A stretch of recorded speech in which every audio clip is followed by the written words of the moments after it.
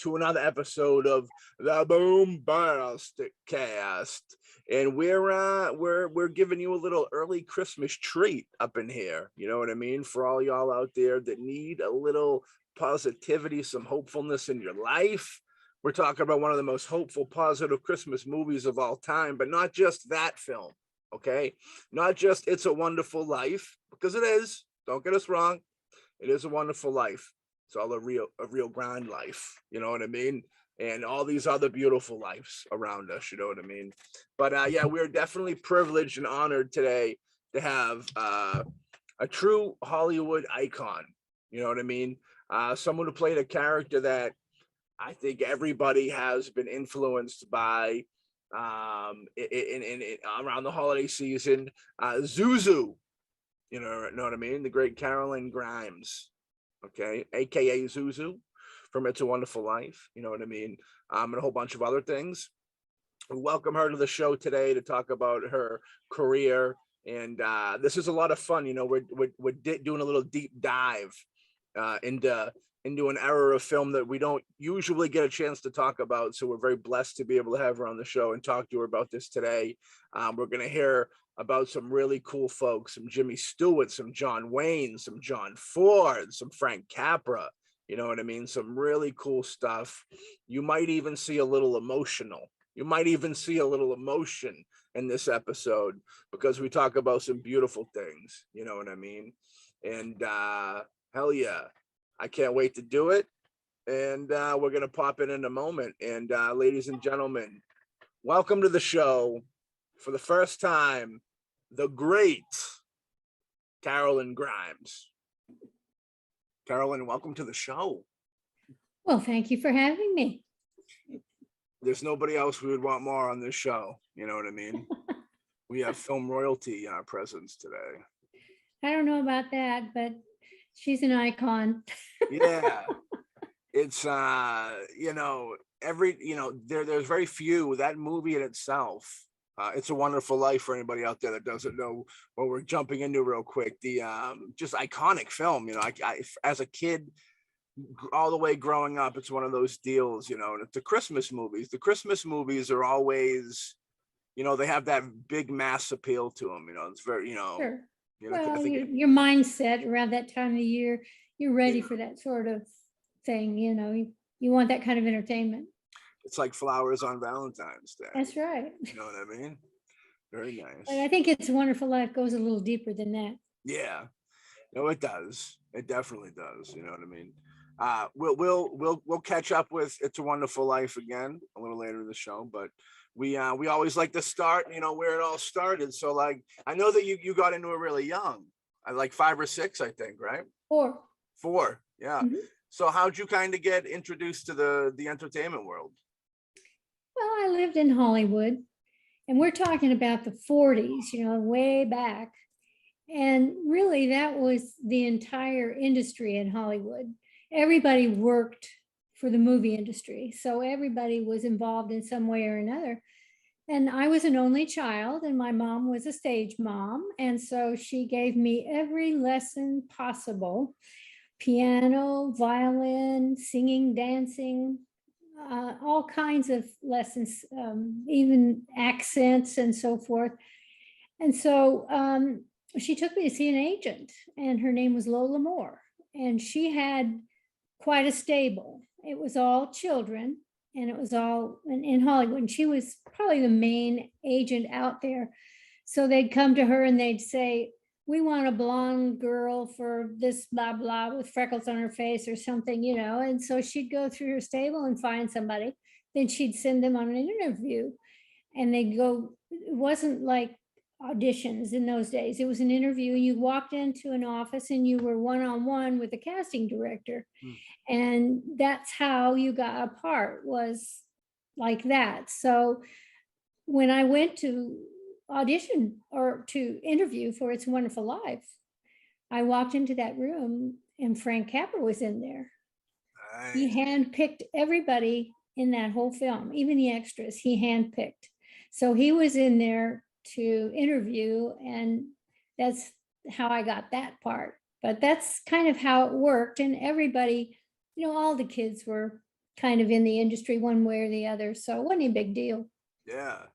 You know, what do you remember having a first impression of Frank Capra? I mean, he's an iconic filmmaker, you know. No, I don't really remember too much about him. He liked to get down on his knees and look at you eye level as a child to get what he wanted to get out of you. Yeah. And he did that. But he was just a nice guy. And I remember he asked me what I'd act like if my dog had just died and I lost my dog, and how would I look and how would I talk? How would I perform like that? You know, of course, I went into the spin and so I got the part. That, yeah, you know, the sign of a great director is that communication thing. You know what I mean? You can be able to communicate with any age. You know what I mean, and be able to get the vibe out to them of what you want to do. You know what I mean? Very well. That was another reason he shot a tremendous amount of film footage, because we did it over and over and over again each scene. And then of course he edited it, and he got what he wanted that way. Yeah. I think the more hands-on you are as a director or filmmaker, I think that's the more your vision it is. You know, the editing is so heavy, it's so important that you could you know, the vision could be lost in the editing room if the director is not really in there, you know. Yeah, that's true. It's you know, when people bring up child actors and stuff, it's kind of, you know, it's known to be kind of a crazy life, you know what I mean. I think you turned out pretty well, you know. I heard that's because I got out of Hollywood. That's probably what it is.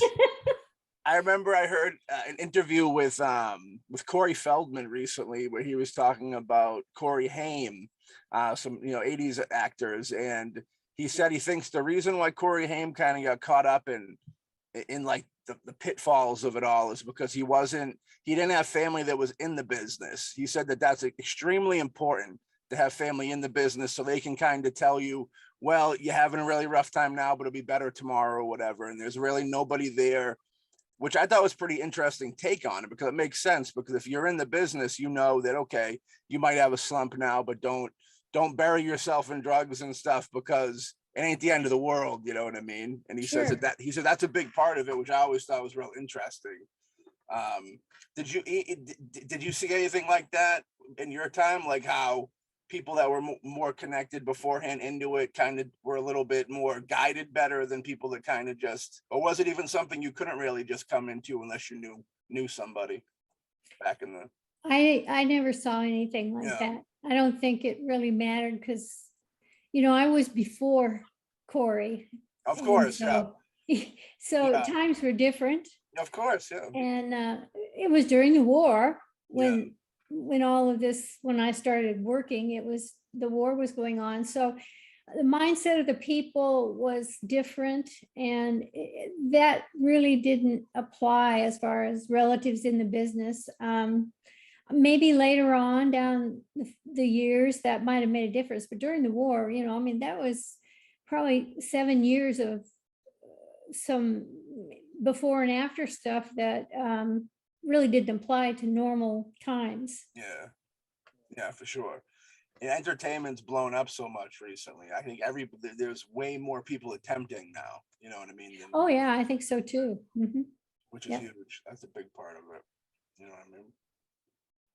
Alexander, we're gonna start off from the first film. I know you had a question. The first film I saw was The Night with You, 1945. I noticed that Buster Keaton was part of the cast. Did you have a chance to meet him or talk to him? Or? Yes. I can remember my mom talking to my dad. I heard him talking about it. They said that he was drunk. Of course, I'm a little girl. I hear that, and I'm like, oh boy, wow. Yeah. But he was nice. He was very nice. He played a soda fountain jerk guy in there, and it was a fun movie to do. And I loved being in Susanna York's arms when she was singing a lullaby to me. It was just, I'll never forget it. And most of the time, the stars have bad breath. She didn't. She was very See, nice. that's very Plus, all of them smoked, Of course, yeah, it was very common. A little drinking, the drink. I mean, the drinking back in the day wasn't that big of a deal either. It was more like, oh well, it just is what it is. Where nowadays, if somebody was drunk on set, it might be more of an issue. I feel. Yeah, that's true. But it was more common deal, which I get down with. You know what I mean? You gotta be you gotta be safe. You gotta be safe. There's no room for that on the sets. You know what I mean? Yeah, no carousing on the sets. Not on Matt's sets. He has a strict no drinking policy. So, That's why I'm cold sober right now. Otherwise, yeah. I'd be drunk right now. Well, I saw a lot of them have flasks they'd pull out now and again over the years. Yeah, it's fun. You'll hear, as far back as maybe like even like the mid 90s is when I really, I guess, was starting to become not so glamorized or accepted, if you will, because even the 80s, Robert Shaw, like on the set of Jaws and stuff, they'd find him all done up and stuff. Yeah. We had who'd we have on the show, Alexander? I'm telling the oh no, it wasn't this show. It was we did another one of the shows we had on Anthony Perkins from Psycho. I was directing one of the Psycho movies, and the makeup artist went in there to go get him, and he was standing in a room, and he was on acid, and he was just like out of his mind, fried out, and he was like, Oh and it's my like, God. wow, yeah, it's like it's like that's an intense drug to be doing in general, let alone when you're supposed to be working. Wow. But the skies were not only blue skies, but they were, purple and pink skies that day for him.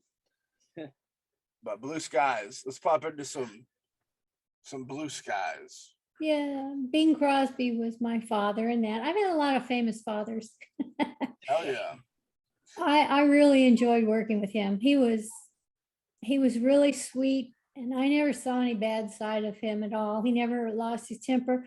He'd play around with me, and Jerry Colonna was a good friend of his, and he'd come over on the stage and they'd visit with him, and Bing Crosby would include me in that. They'd tell jokes and stories, and he was just really wonderful to work with. I really enjoyed working with him. It's, not only do you get these great memories, but it's all in history of film too. So you can always pop in a DVD or a Blu-ray or whatever, streaming now, I guess, and watch the memory, like you're seeing with the. Well, they did a special on him, and they included all the women that he kissed. Yeah. And I got included in that because he kissed me. Heck yeah. I like that. I thought that was pretty cool. That is cool. That's that's a special group right there for sure. Yeah. And again, Fred Astaire was in there as well. Classic. That was his the very classic song, "Doing the Ritz." Yeah. That was from that movie. That's where the scene. That's where the scene. Really? That was really a very famous song and segment that went on forever. It still does. Oh yeah. Putting on the Ritz, Classic. With tap dancing, he was, and with a cane and all this sort of thing. There's a group from the 80s called Taco, I believe, that did a version of Put It on the Ritz. It's the greatest. Really? Oh, I love it. It's like, it's so wild and zany. It's like the music, there's like weird instruments in it. It doesn't take itself seriously. It's like a weird party. It's like a weird party. They upped it into like a more of a clubby. It's fun. I'll send you a link to it, actually. All right. So we'll jump to a little bit. It's a Wonderful Life, because I think that It's a Wonderful Life to change things a little bit, I'd say, eh? You know what I mean? Became a different world. Just that was just another movie, another job. No, there wasn't anything special about it. It was just, I enjoyed working with the other kids on the set. That was a lot of fun. And it wasn't anything special. That was the thing that really surprised everyone, because it was just another movie. And if they had if they had renewed the copyright and it wouldn't have gone into public domain, I don't know that anybody would have ever seen that film. So it was just, and it was a bomb when it came out. I remember hearing that, yeah. It was kind of a dark movie. It was about a man who was going to commit suicide.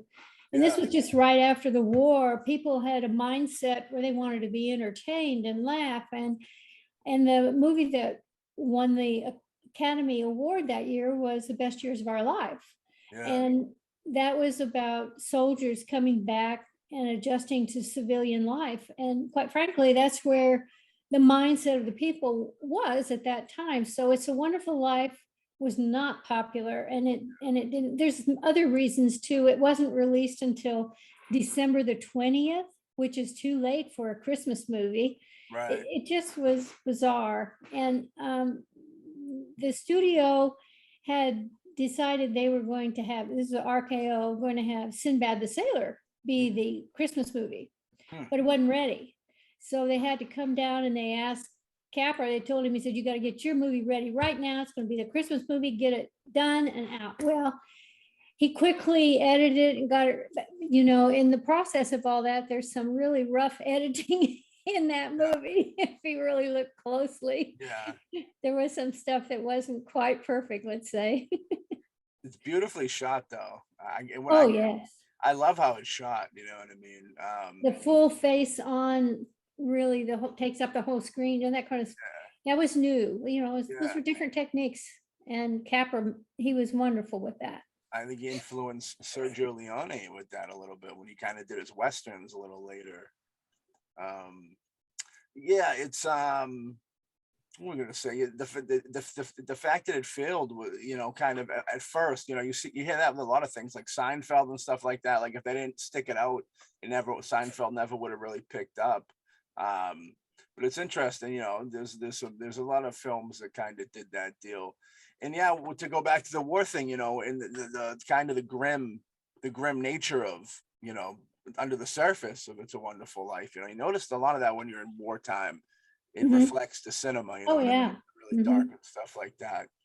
And Jimmy Stewart is like, he mainly known for kind of like his comedic type stuff, but whenever he dipped into the dramatic, he was really incredible at it. You know what I mean? He really was.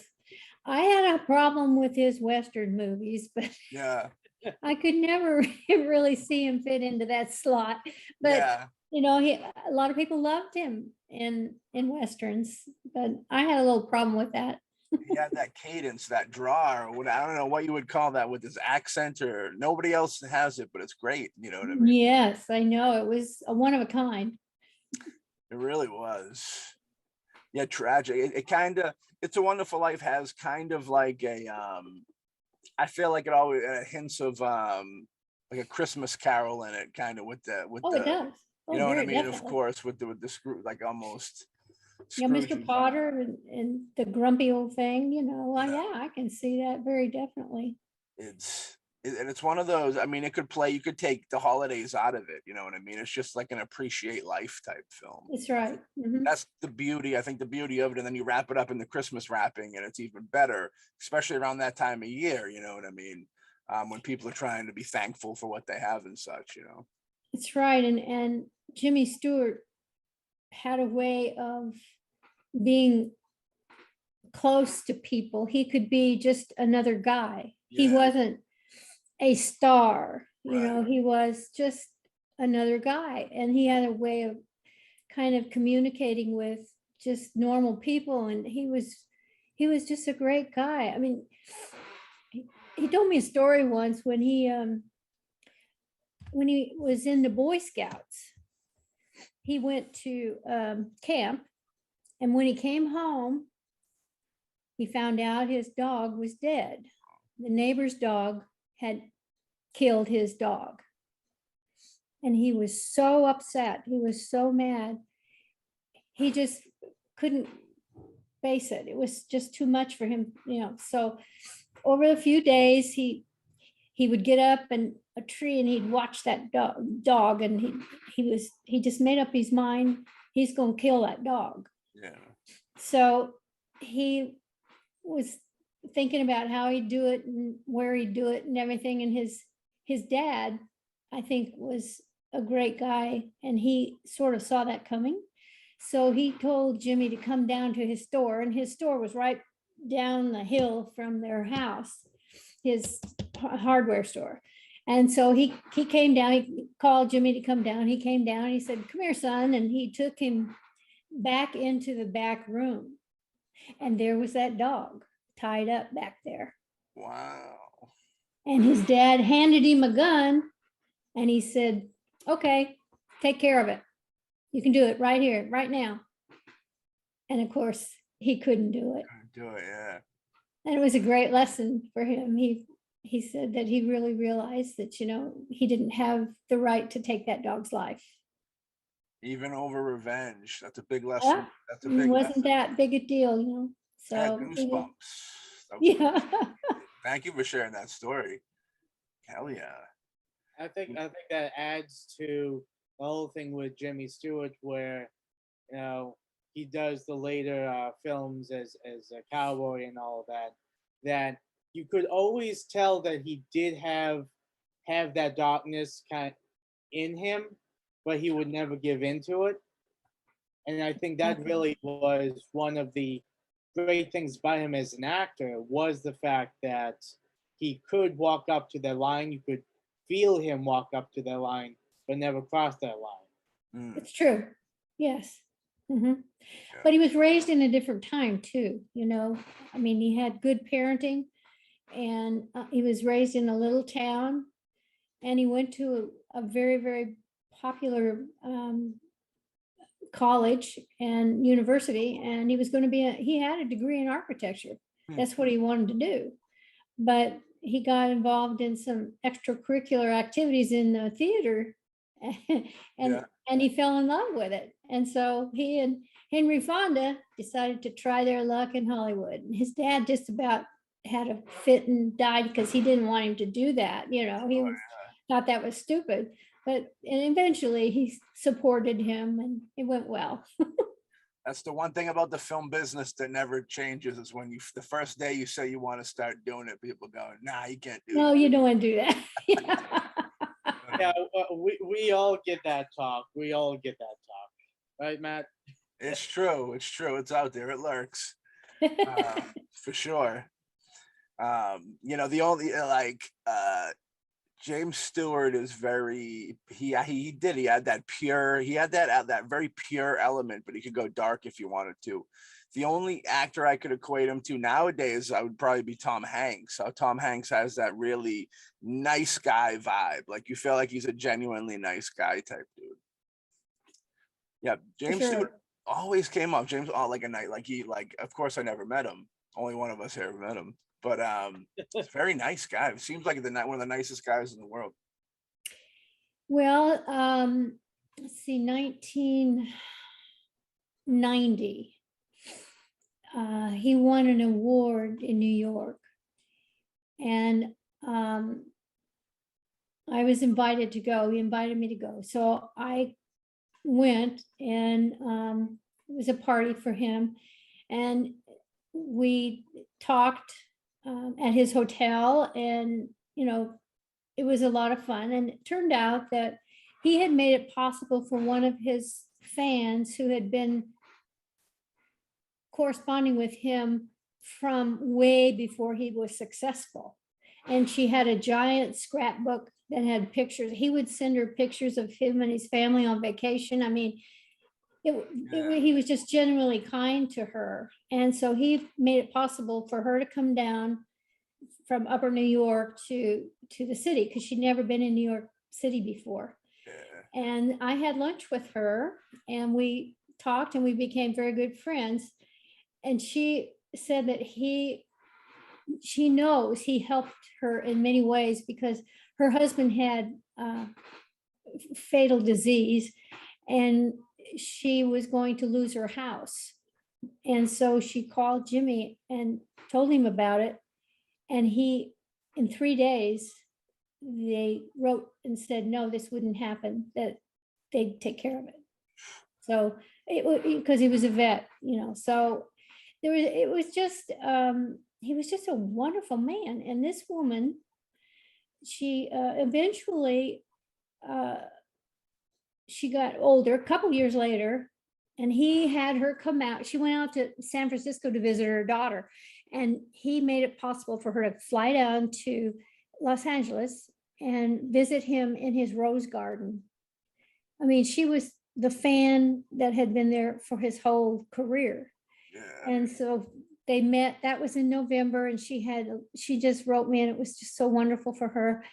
And in January, she died of breast cancer. So, I mean, he did wonderful things like that no one would ever know about, because, he wouldn't want the public to know those kinds of things were happening. But he was just a good, decent man, and he did things for his fellow man that no one ever knows about.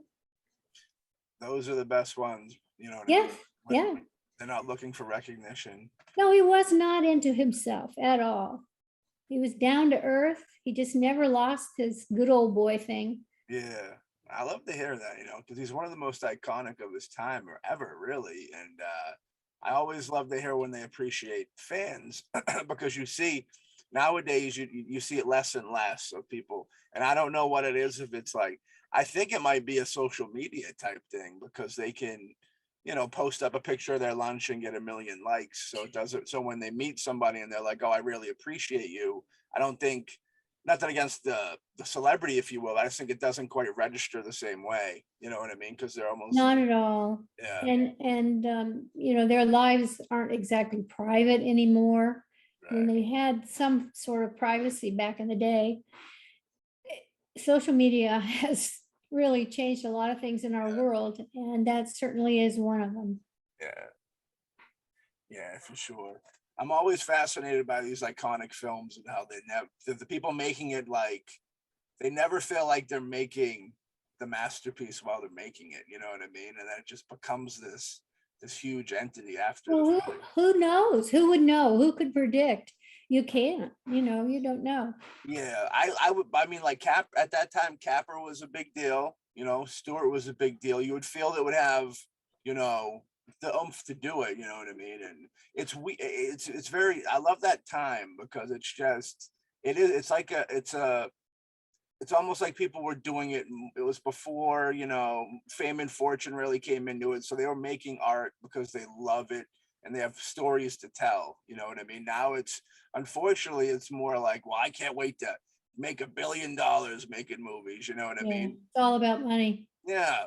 But back then, that's why those older movies have heart to them, because they're really trying to push a message and say something with them, not just get paid. You know what I mean? Well, back then, if there was a scandal of any kind and a newspaper reported it, they were shunned. That was, you don't do that. And now, my gosh, they dig and create. And I mean, it's a whole different world. It's their bread and I think it's so sad. They exploit people and think nothing of it.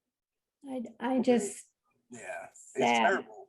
They want what they're trying to take the celebrity away from the celebrity and put it on themselves for a little bit. I think being I like, guess well, that's true. Yes. you know what I I think mean? that's right. They're like, look at us, look at all the hits we're getting talking about these people.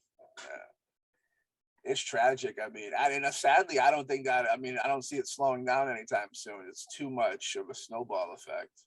Oh, I think it's going to get worse. I agree with that. The more that we have access to their private lives, which is, I mean, it's a wonder they don't have cameras in their bathrooms. I mean, somebody sneak it in. I just, they have no life. They have no privacy. It's kind of bad. Yeah. Well, that's people always say, give me the fortune over the fame any day of the week. Keep the fame, just give me the fortune. You know what I mean? Because you lose your life. If you're that big, like, I would hate to be one of these, like, certain ones feed off it, I feel, but like people that just kind of get caught up in the zeitgeist and become huge because of their deal, and they can't go out, they can't leave their house because there's paparazzi in their face and stuff. It's really a crazy lifestyle. You know what I mean? Yep, it is. I mean, they have to kind of stay inside and not, be out there and in a normal life. They can't do it. I mean, you go to Starbucks, my God, you're in 10 different magazines or 10 different newspapers. I mean, you have no privacy whatsoever. Yeah. And that's just really too bad. It is. It's a weird vibe. It's definitely a weird vibe, you know what I mean? And you go through and then they, like you said, they'll try and they like to build them up and tear them down, and then when they're torn down, you know what I mean, they're parading all their dirty business to everybody. It's it's almost like when they say people make a deal with the devil. It kind of is, because it's like, I want to be rich and famous, and then they get it and they're like, oh no. Yeah. You can't. The only way to escape it is escaping into a realm of used to be rich and famous, which is even worse because you're still in the spotlight, and now they're just giving you hard times for no longer being that. You know what I mean? It's kind of a really ugly deal. But let's talk about beautiful things. We're gonna hop back into the career. You know what I mean? Well, It's a Wonderful Life has promoted so many things in this world that are good. Yeah. And 20 years ago, we're celebrating the 20th year of the festival in Seneca Falls, New York. Yeah. It's a Wonderful Life festival, and it's fabulous. It's in Seneca Falls. It's so much like It's a Wonderful Life, and I'm pretty sure that Capra came through there and got a haircut, and he saw the bridge and the town, because the names of the streets are all, it's all, kind of the same thing. And so I celebrate that every year. And then in 2010, we started a museum, and It's a Wonderful Life Museum in Seneca Falls. And it's the only museum in the United States that celebrates a black and white movie. Really? Uh-huh. Yeah. I like that.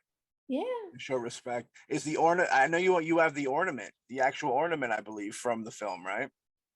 Oh, maybe. Maybe. The museum's not allowed to have that. No. I don't blame you. I wouldn't either. Hell no. So what do they do at the festival? Like they show the movie, and it's a whole a weekend ordeal? Yes, it's a weekend. They have a run. Last year, after COVID, it was surprising. We had 5,600 runners that ran a 5K run across the bridge. That's where you start, and then through the neighborhoods. And people have stands set up out in their yards, and it's kind of dark. It's just getting dark, and they have some refreshment, shall we say, on their little stands as people are doing their run. It's a lot of fun. And then they have the restaurants, like they have Potter's House or Potter's Restaurant, Potter's, all different kinds of things. The whole town turns into Bedford Falls in so many ways. And then we have original cast members that come and do presentations. And we have a lot of presentations about making them a film and their lives and things like that. It's very interesting. And they do it towards Christmas time or more in the middle of the year? Second week in December. Second week in December? Mm-hmm. Is there a website that people can check into that if they want to go to it? Oh, the Real Bedford Falls.com. Yeah. I like it. And that's New York. And the museum is It's a Wonderful Life Museum.com. Very cool. What type of items they got on there, like wardrobe and well, they study each character. Mm-hmm. From Ruth Patton Moss, who played Ruth Bailey in the movie.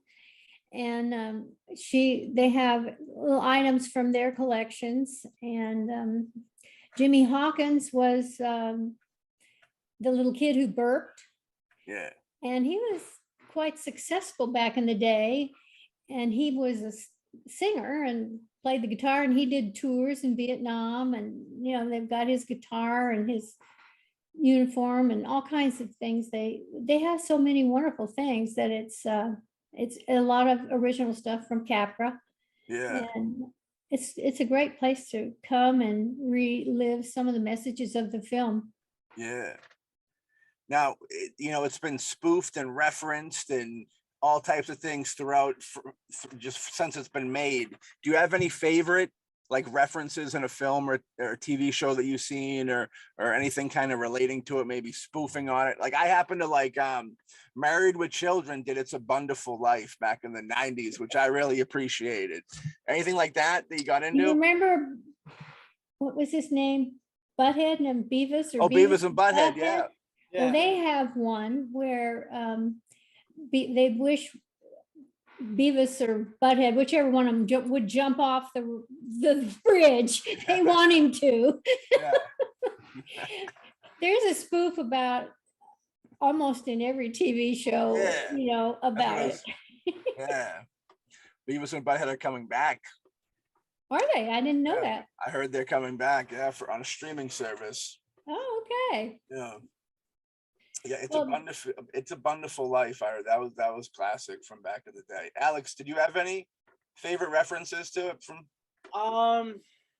None that I can really think. I mean, I've always enjoyed It's a Wonderful Life. I always liked the meaning and just delving with the fact that, because I mean, I know a lot of people that have suffered with depression and all that, including myself. And you get to that point where you do ask that question: what would the world be with or without you? And that movie was really important to me and a lot of people working through those issues. we all matter. Each one of us makes a difference. But Alex, there's also, you remember Saturday Night Live? yeah, it was, They did a spoof on it and they beat Mr. Potter with a bat, remember? yeah. Yeah, I remember that. That's a good one. Yeah. Yeah. It's a very positive film. Much love. It is. I do want to ask you, because you also was in another Christmas movie that I don't think got enough credit for when it came out, which was The Bishop's Wife. Mhm. I always liked that one. I don't know why it never got to the point of a lot of other classics. But I mean, I was a big Cary Grant fan, big David Niven fan, and I just love that movie. And you were great as the daughter, and your scenes with Cary Grant as Dudley, I thought was some of the cutest and most moving scenes. I just loved it. Well, that was Henry Coster. He was the director. Yeah. And, you know, when they first started making that film, when they started filming it, it was a different director. And he had the parts reversed. David Niven was the angel and Cary Grant was the minister. Yeah. And so the studio head came down and checked things out, and he didn't like the way it was going at all. So he fired the director and hired another guy. Oh. And that was Henry Coster. And he changed the characters around, made Cary Grant the angel. And so there was kind of some resentment between the three of those people while I was on the set. Uh-oh. Yeah, there was. So anyway, they did it and it worked just really well. And Henry Coster would lay down on the floor and show us what he wanted us to do when we were sitting there on the floor. And he was telling me the David Goliath story. He was just a wonderful director. And one of the things that I always remember is he married an old horror star. Her name was Peggy Moran. And she was beautiful, but she was in horror movies and just a beautiful woman. And he had a bust made of her and he loved her very much. And that bust is in every single movie he ever made. And it's in The Bishop's Wife. Ah, nice. I gotta check that out again. I know he directed Harvey, which I'm a big fan of, with Jimmy Stewart. Yes. Yeah, Coster did. He was a hands-on director, just like Capra. Really good. I dig that. I think that a lot of those directors they were more into it because they had a story to tell. You know what I mean, for sure. I got to do Westerns too, you know. Oh yeah, Rio Grande. They were actually my favorites. Yeah. Yeah. Oh, that's what I was going to ask for before we pop into the Western. we enjoy horror films over here, and we know that, you know, even like in the 80s, nobody really respected horror, and it was kind of like the bastard child of the film business. What was it like back in that era with horror films? Because I know that you said you were kind of like, well, she was a horror actress. So Yeah. what was kind of like the vibe back then? Well, that was like a secondary actress, you know what I mean? Yeah. It was a secondary, you know, there was, because it was, Yeah. you know, they're schlocky, those films. They're kind of, Right. and Yeah. so, you know, that was kind of the reputation of those films. But then, you know, they started getting better, like, you know, the Pod people, you know, all those Yeah. things that they started having major stars, and they started being a lot better. But there's just, now there's just a regular cult, you know, for all those movies and things. So I don't know. I happen to get a partner that loves those old horror flicks. And so we've got to be friends with a lot of people, like the creature from the Black Lagoon, Ben Chapman, and stuff like that. He used to send us Christmas cards, and we got to know so many of those folks that they had fun making those movies, and it was great. But they were schlocky. Schlocky's fun, you know what I mean? Yeah, it is. Now, you said that your favorite type of film to make is a Western. Is it because you really kind of get to go into a make-believe world? You're not just kind of going into the character, but it's the whole world around you. Oh, absolutely. You know, I've been chased by Indians on horses, riding in a covered wagon. I've been on stagecoaches where men get shot and killed. Yeah, I mean, it was the greatest time ever. It was so much fun.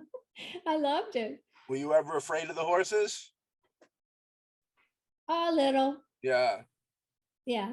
Yeah. They can get wild, you know, they get a mind of their own. They do. I've had horses, and I've fallen off a few times. Yeah. Well, thank goodness you weren't hurt.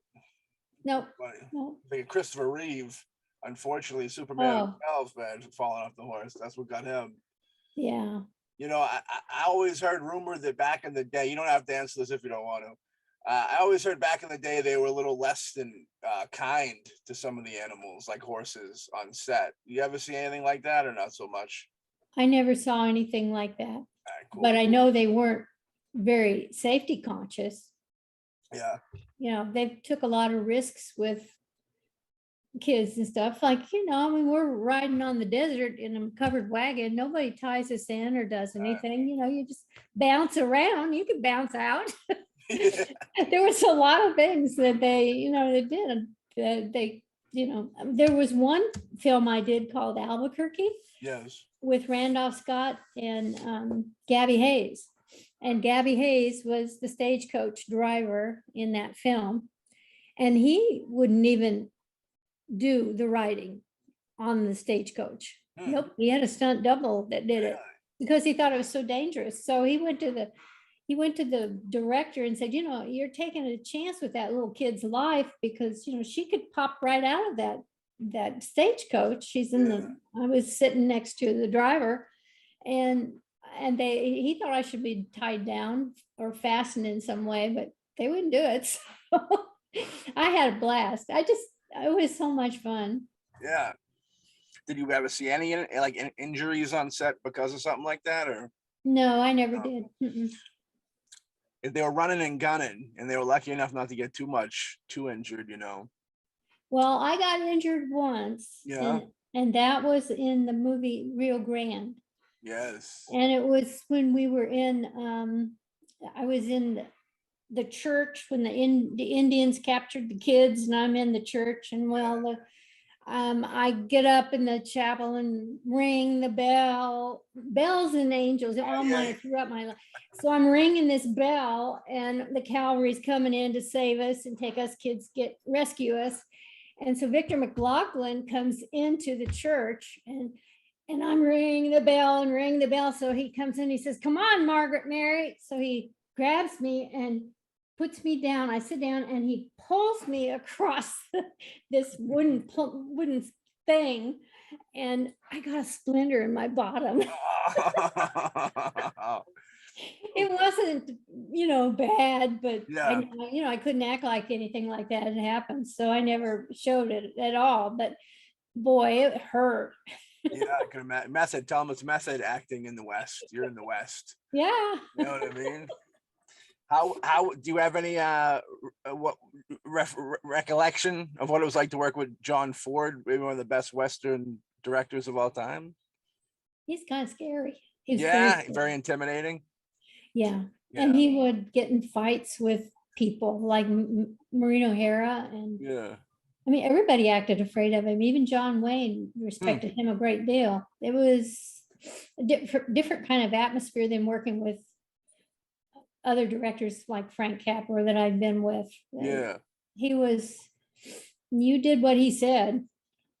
Yeah, you hear those some of those old school one. There's the collaborative directors and there's like the do what I say directors. Yeah, and that was a do what I say. And I can remember one time Maureen O'Hara disagreed with him. And she didn't hold back ever. She let him have it. And she, fought with him. And so I rode back in the limo with her to the hotel.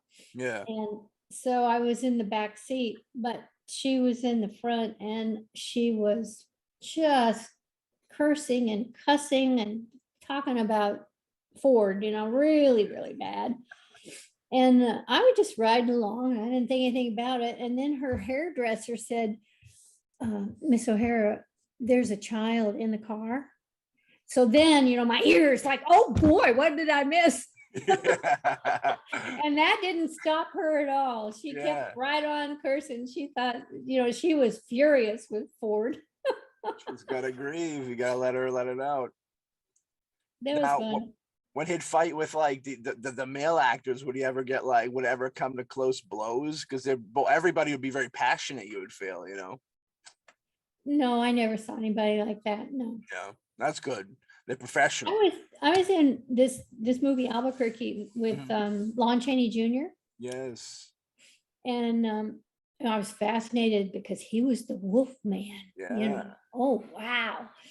And so I, made friends with him. He was very, very nice. Yeah. And he took time to be with me and everything. I mean, you wouldn't think that would happen, but he did. He was a very nice guy.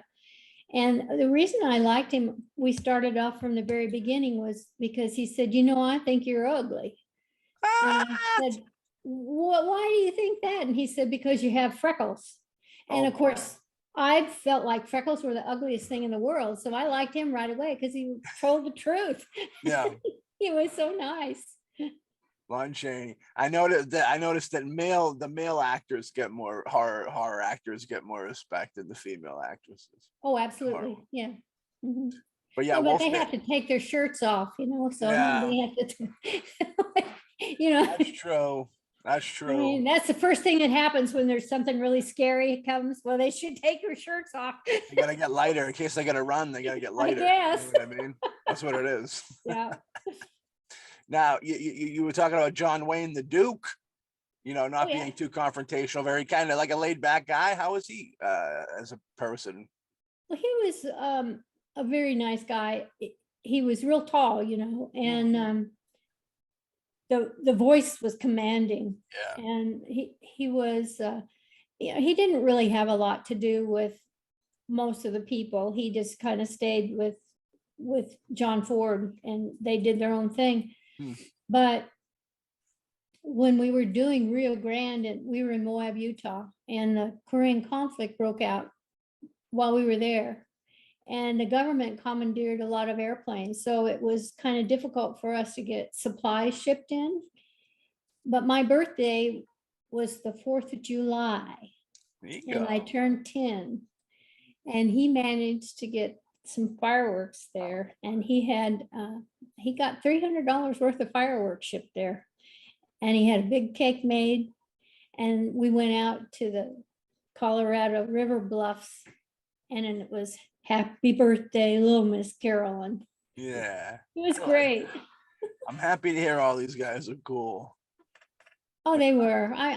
There wasn't a bad one in the lot. I mean, I was told to stay away from certain actors, and I did. That's the beginning of the movie. I mean, when you're doing a movie, they give you a heads up right in the beginning. There's some people who didn't like children or didn't want to be bothered with children. Right. You think it So was you like know who you can mess around with and who you can't. you think it was like a method thing, like they got into character and didn't want to talk to people, or just they They didn't didn't like like kids. they just They didn't didn't like like it. kids. Yeah. They didn't like Well, kids. that's unfortunate. I wonder But if I think women were especially threatened by children because Huh. they're scene stealers. That's true. And back in that day, the women had a really hard time being the lead on the box office Yeah. against the man. It was a different time. Hmm. So they really concentrated on what they were doing and they didn't want to have to be, distracted in any way. Yeah. So you said John Wayne and John Ford worked well. They kept together and they worked well. Those two didn't really clash that much, or They clashed, but oh, they not did. much. I think that John Wayne respected him, Yeah. and it was kind of a relationship like that.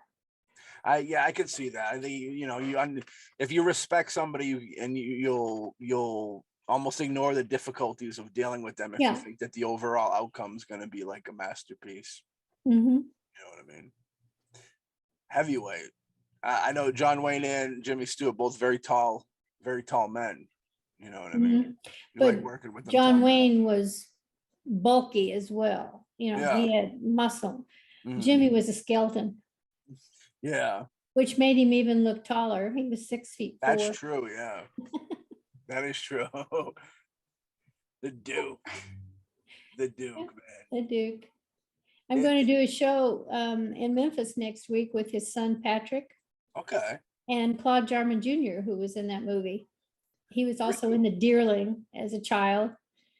And so I'm looking forward to doing that show next week, autograph show. I dig that. I mean, yeah. Well, the autograph show, we talk to a lot of folks that do the cons and stuff like that now, and it's like none of them. They always go, "I never knew this film had such an audience." Did you have that vibe, or you on certain No. things? No, I knew. Yeah, I was gonna say, yeah, certain things you know. Because I used to get fan mail. Of course, yeah. In the olden days. Yeah. Yeah, they don't do that anymore because you've got the computer and so forth. But I used to get handwritten letters about the movies, and I'm not surprised at all. Yeah. Yeah, it's a good deal. It's I love doing Chiller. That's my favorite, probably one of all. Chiller? Yeah, With I all love those that horror one. people? I love it. We go to conventions all the time. Well, it's been a little bit since the pandemic, but they're starting to start up again. Yeah, they are. Yeah. I'm going to be in Williamsburg in November, which is a really good one. But they're nostalgic ones, which is more my forte. Yeah. But Chiller is great because the people that love horror flicks, they like It's a Wonderful Life. Of course. Well, they're sad. They do. I don't know what the connection is, but we're all I guess depressed. they respect that movie or something. But it's just a part of Christmas, so everybody loves it, I think everybody that enjoys horror, there's a little bit of underdog in them. I think there's a lot of underdog elements that come with it, personality wise. That why they like horror, because it's almost like getting revenge for wrongdoings without having to do it themselves. So I think that and then it's it's a hopeful, It's a Wonderful Life is definitely a character, like we said, kind of starts in a dark place. Yeah. And I think that everybody kind of wants that at the end of the day, is they want to end up, on top in the happy zone. You know what I mean? Mm-hmm. I mean, it gives you hope. Yeah. Mm-hmm. Oh, for sure. I think that's a great thing, and also I think that horror fans enjoy good acting. Yeah. And so I think that's another reason that they support the film. I think so, because there's different, to go into the horror thing real quick. I mean, like it's well executed. I mean, the acting's more there now. Back in the day, it was a little more, it was just stuff like that. But even some of them are really good. And but yeah, I think they can, it's like with comedy, people go, comedy looks easy when you see it on screen. You go, oh, okay, that was good. But actually getting the science and the vibe of it to actually make it funny when you see it multiple times, that's where the magic is. So, but you people don't really chime into that. But I think the same things with horror, where like they can, when they're scared, and you can kind of catch that whole terror vibe from them and worry, and the acting's there. You know what I mean? It is. Yeah. Are they gonna be rebooting It's a Wonderful Life anytime soon? Re what? They gonna do a reboot, like a big remake? I'm Oh, surprised no. there hasn't Oh, been no, a big no, no, no, remake. no, no, no, no. God, You can never, ever replace that film. You can never, ever do that. I do believe that there's a possibility for a sequel. Did I see something like that on IMDb, a possible sequel? Yeah, Okay. there's some thoughts about it. Fellow in Tennessee is working on it, but Yeah. I don't know if it'll happen, but it's, hey, it's after It's a Wonderful Life. It's the rest of the story. You said it fell into public domain? Yeah. So yeah, but you also said that you think that because of it falling into public domain was a positive thing for it? Yes. Because it got seen more? Oh, absolutely. That was a Yeah. positive thing. Yeah. Yeah, I think Now Paramount has a long history of people claiming the rights to it, and now Paramount, it's their movie. Oh, they got it now. Well, if I sued them and they had to go to court, I'm not sure they'd win, but Yeah, that's the thing. but I do a lot of promotions for Paramount and It's a Wonderful Life, so I'm just thankful that they promote the film. Yeah.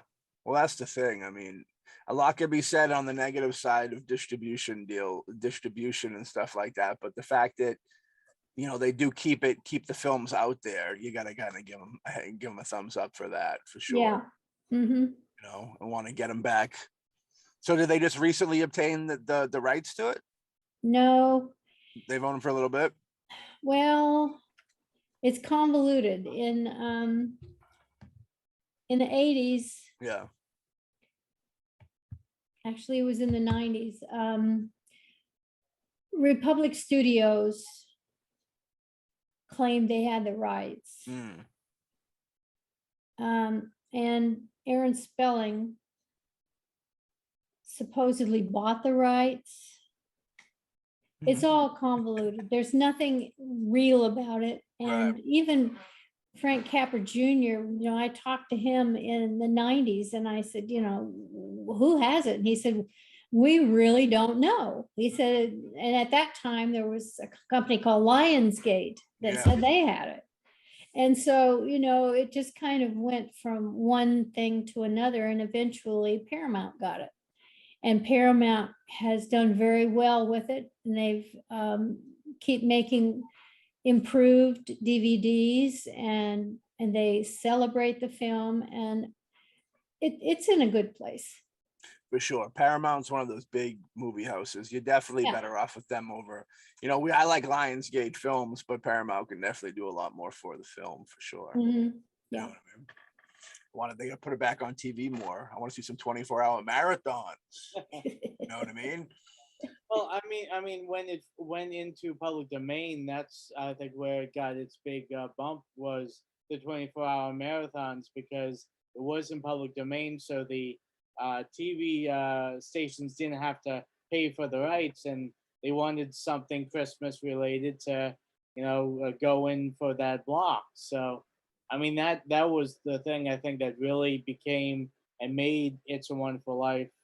The fact that it became public domain, and they played it in the early 70s over and over again. I mean, 24 hours, and that's how it got its exposure. And I'm old enough to have seen the families that watched it back then, and then their kids grew up and they started watching it with their children, and it's just come full circle that way, where families raise kids, they watch it, and then they have their kids watch it, and then the next batch does. So I'm old. I've seen a lot of generations. Generation. It's a good thing, though. It's a blessing. But hey, iconic, you know what I mean? There's not even a handful of iconic Christmas movies that'll kind of, you got this, you got A Christmas Story.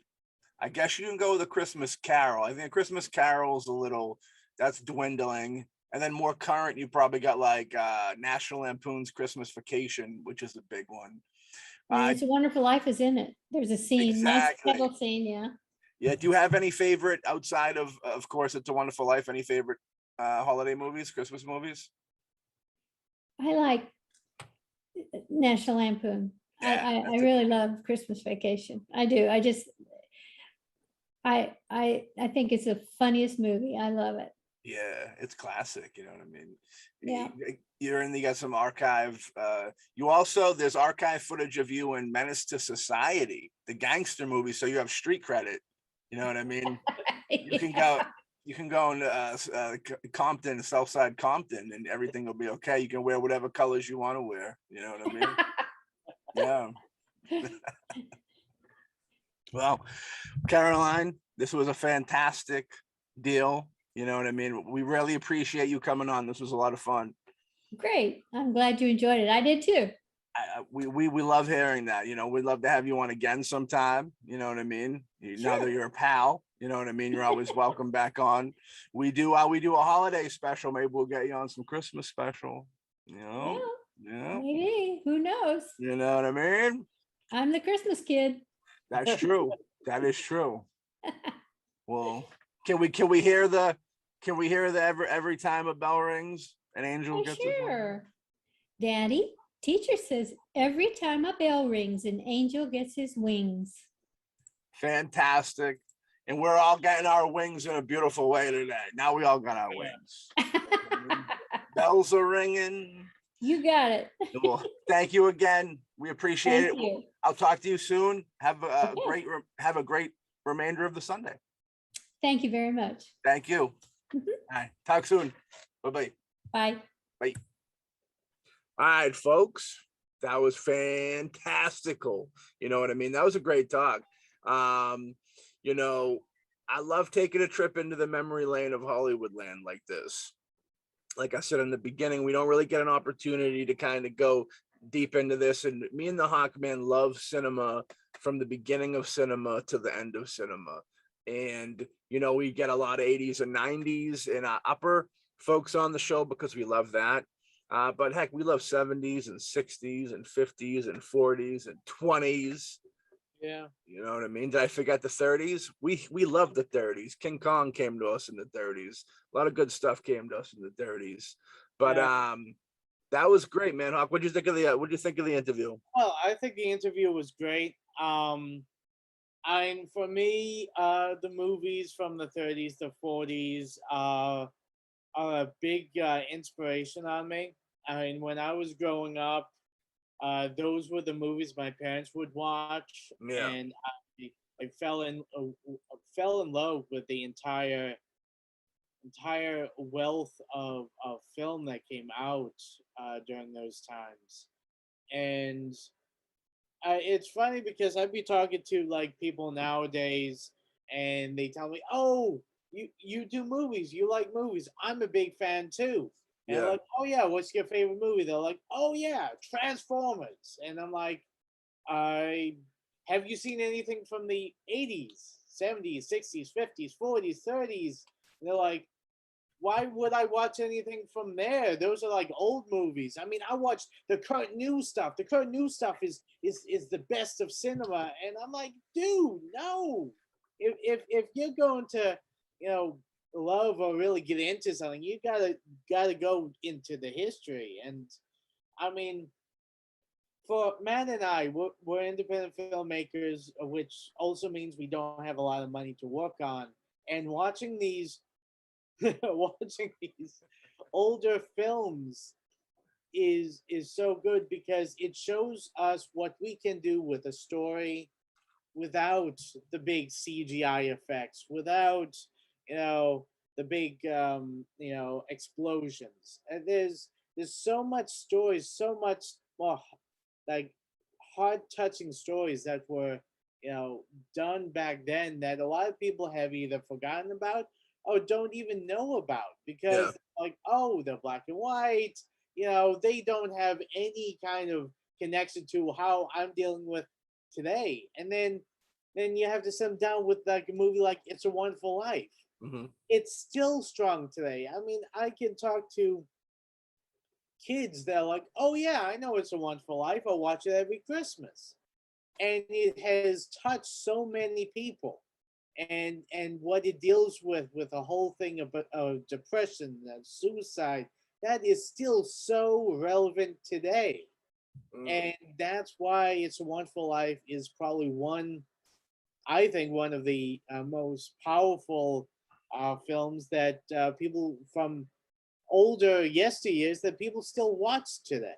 And there's a lot of other films that we'll talk about, like The Bishop's Wife, which is another Christmas movie, which unfortunately did not get as much notoriety as It's a Wonderful Life. And she's also in that, and it's also a very touching and good story Mm. that I think should also be looked at, and look at it as a possible Christmas movie to watch and feel about the whole what it means to be a person, and to love and to try to succeed in life.